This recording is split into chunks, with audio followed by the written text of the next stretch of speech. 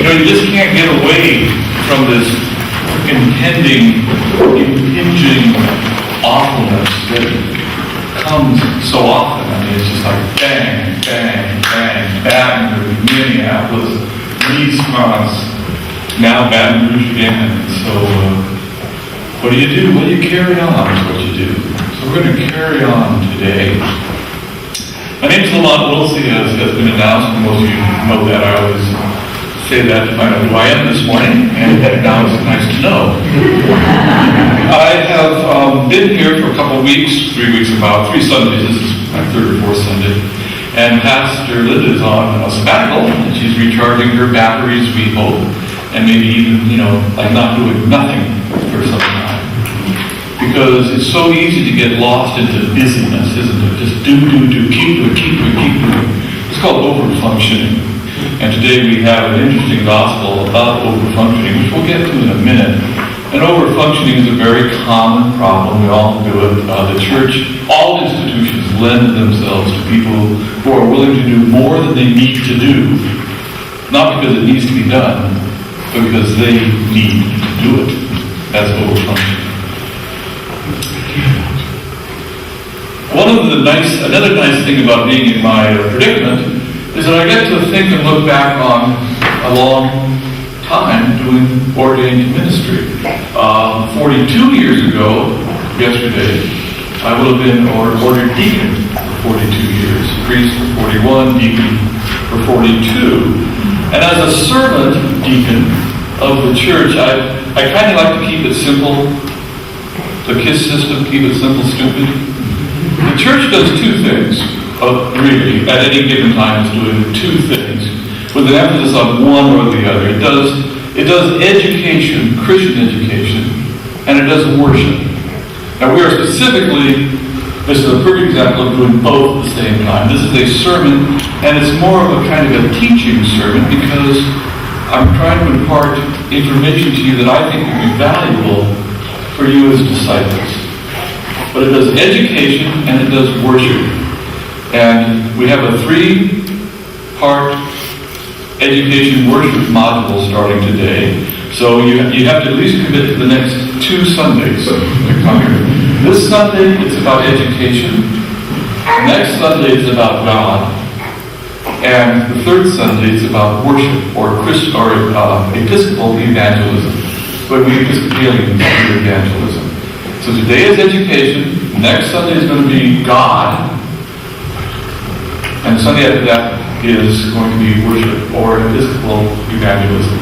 So as they say, y'all come back here.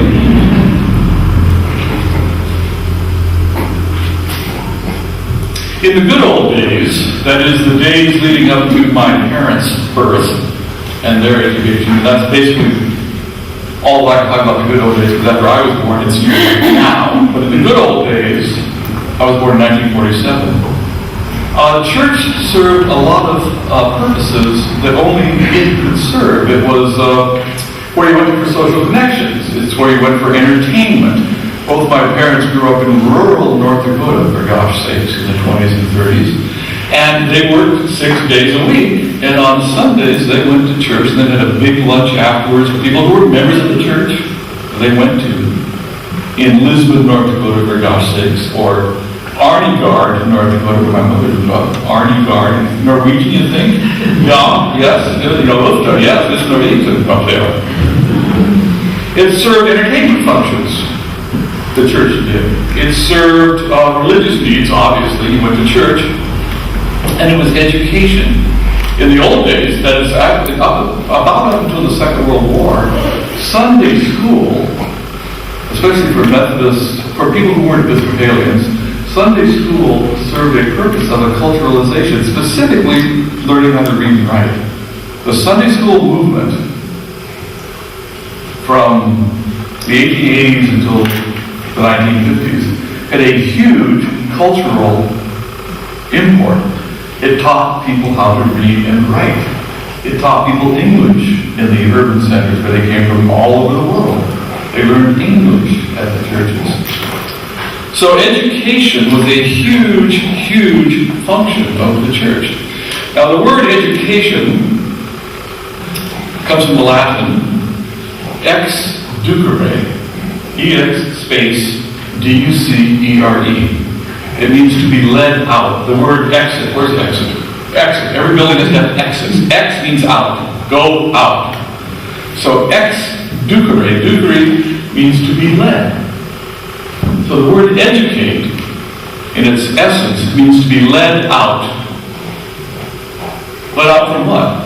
From relative ignorance to relative knowledge. This means to be led out from relative darkness to relative lightness. It's an ongoing process. It never ends. Anybody here play golf? How's your game? Do you get better?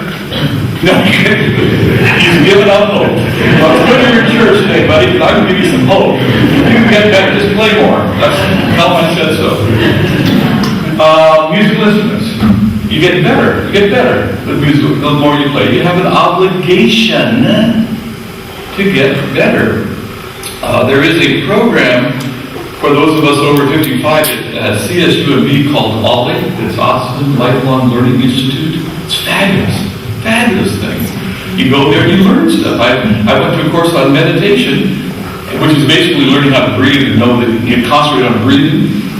Pointer, you can lower your blood pressure. Like that. Like that. I went to the doctor Thursday. The big number in blood pressure, whatever it is. Systolic and diastolic is the low one. Okay. My systolic was 173 when I sat down. I have what's called white coat neurosis. I really don't like going to doctors. And I feel like I'm letting somebody down, or something. You shouldn't be sick. Okay. So I sat there and I did my meditation, which is breathe in deeply for a 4 count, breathe out deeply for a 6 count, and concentrate on only that. Breathe in. And it went down to 131 in 2 minutes. Did it about 2 minutes more and it was down at 119.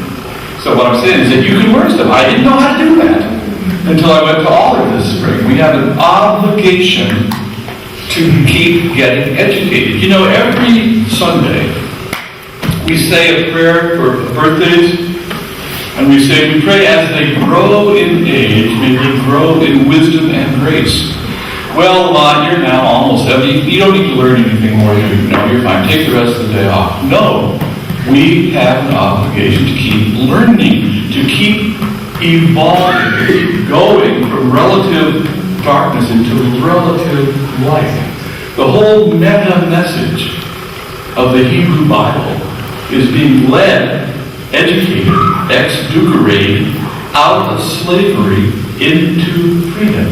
Out of the metaphorical Egypt into the metaphorical promised land. We have that duty. That is a call to do it. So one of the things you can think about Sunday morning, where we do both education and worship, is that this is a continuing education unit. This is a CEU. In preparation for this sermon, I was reading an article in Christian Century. If you go to church regularly, in churches like the Episcopal Church, I'm not talking about any snake handling church, I'm talking about, normal church.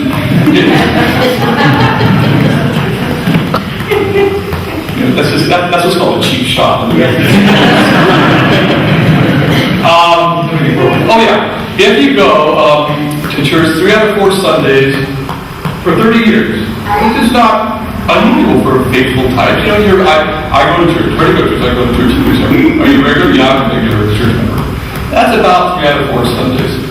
If you do that for 30 years, you have the equivalent of an Associate of Arts degree in what's called religion and society. Because you get this kind of sermon a lot. We're talking about education. We're talking about, family life or whatever it is. There's a lot of education that is imparted. In 30 years, if you go 3 out of 4 Sundays, you have the equivalent of an Associate of Arts degree. Like you went to MPC and took a degree in religion and society. Now you will note, this is the beginning of 3 Sundays. You have to come the next 2 Sundays and you can skip. No, you can't. Sunday after that. But you take my point, I hope. This is a continuing education unit in your being led from relative darkness to relative light. Now that requires, point 2, that you have the intention to do it. You have to be disciplined.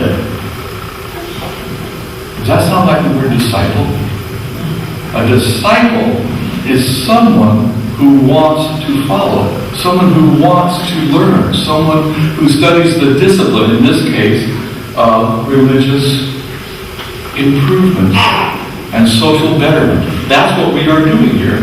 We are making disciples. I am hoping to disciple you so that you will have the intention, you too, you will have the intention of becoming greater in wisdom and grace as you age. Because discipleship, as you are led from relative slavery to relative freedom, puts you in the camp of those who enjoy perfect freedom, which is service to Christ. Now you never quite get to the promised land. It's always in the future, but the journey is the point of the exercise. Every Sunday is another lesson in the lifelong learning process of being educated for discipleship. So, we've talked about education, ex ducere, being led out into better. We've talked about discipleship is the intention to be trained. To say, yeah, I'm ready. You count me. That's being a disciple. Brings me to the gospel for today, the charming story of Martha and Mary. Now, this is oftentimes described, or I have often, in the 3 or 4 times I've preached on this pericope, it's called, this story, seen Martha as the patron saint of the overfunctioning, as I referred to, doing more than you needed to do the job. You can Google overfunctioning. It's not illegal to think about something you heard at church and then go home and look it up. You can do that. I give you permission to check whether or not I'm right or wrong. I'm pretty right about this. Google, if you Google overfunctioning, you will find that people who are overfunctioners, and there's a checklist of 7 items, and I'll just give you 3, they tend to talk more than listen. What do you think preaching is?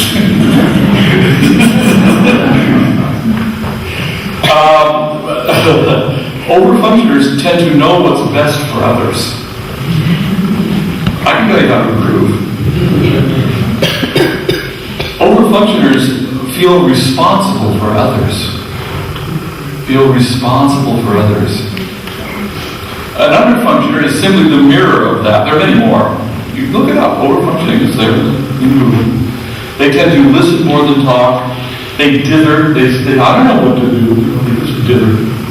And they're irresponsible. So you can see how this story of Martha and Mary would fall into that function, that thinking process. That Martha is the overfunctioner and Mary is the underfunctioner. But there's a deeper understanding to the story, peel back the onion, if you will. And it starts with the realization that, remember that it was Martha's house.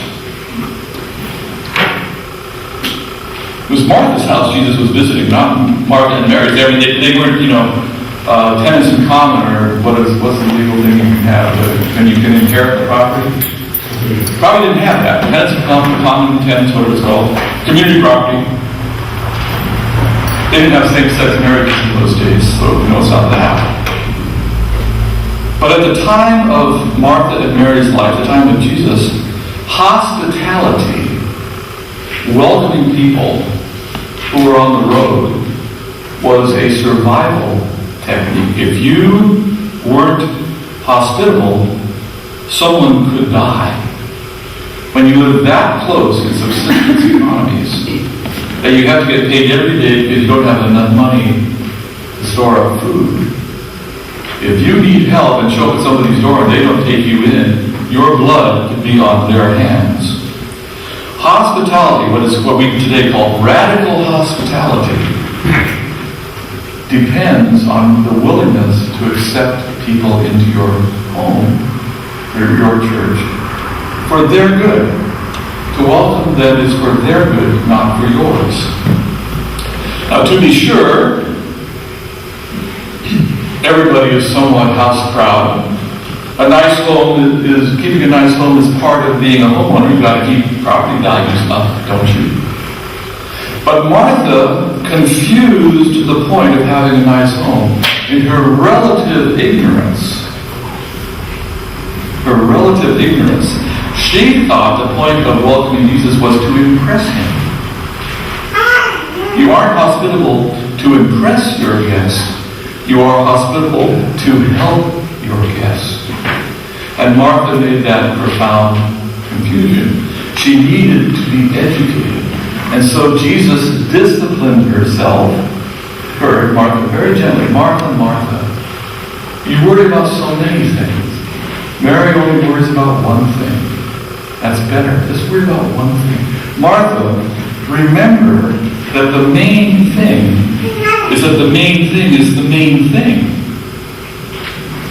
The main thing to remember is that the main thing is the main thing. Hospitality serves the guest, not the host. Relative slavery, relative freedom, relative darkness, relative light. I close with this. Why should one go to church? I think is a basic question we should ask ourselves, frequently. I'm always amazed that I can show up at a church and there are actually people there. It's at a really inconvenient time. You may be tired, Those of you who are working, you don't have a whole lot of Saturday is air in the day, Sunday is sleep in the day, and yet the bell rings and you answer the call. Why? You go to church to become better educated, to disciple yourself so that you can make that life's journey to the promised land. We go from relative slavery to relative freedom. And this requires a commitment to learn and to grow, which is called discipleship. Today's gospel for this CEU in your pilgrimage involves Jesus being welcomed into Martha and Mary's hearth, home, and heart. And we, like Martha, probably need to learn that our heart doesn't have to be perfect. Our hearts don't have to be neat and tidy. They just have to be open to a liberating love.